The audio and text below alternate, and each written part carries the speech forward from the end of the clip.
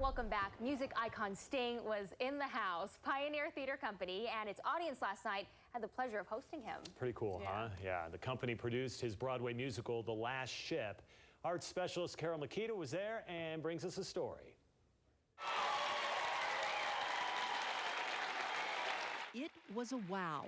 Sting took center stage after the regional premiere of his show. It's very emotional for me. This is the story of my community, my town, and to see it transplanted into the middle of Utah. That show is his baby, and I want him to be happy. I want him to be proud. I want him to be excited. Excited describes everyone. When he came into the theater, the audience stood and applauded. Sting was both charming and gracious. How do I know that? Well, I talked to the two women, both regular patrons at Pioneer Theater Company, who actually sat next to him. He said, "It's a real pleasure to sit by you." He did? He said, "I don't know what all this fuss is about. I don't know why they're making all this fuss over me." He is so beautiful, and I can feel his essence, you know. Sting wrote the music and lyrics to The Last Ship. The songs are based on his childhood memories of a small shipbuilding town in northern England. A young man returns after years at sea.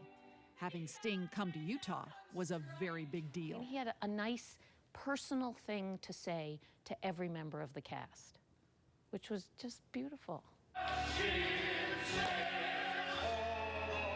This is also a story about the pride these shipbuilders feel in their work.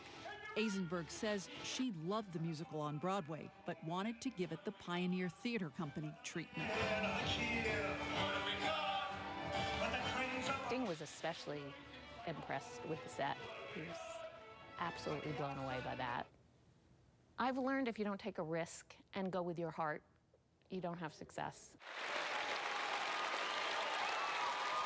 That risk definitely paid off. Carole Mikita, KSL 5 News, Salt Lake City.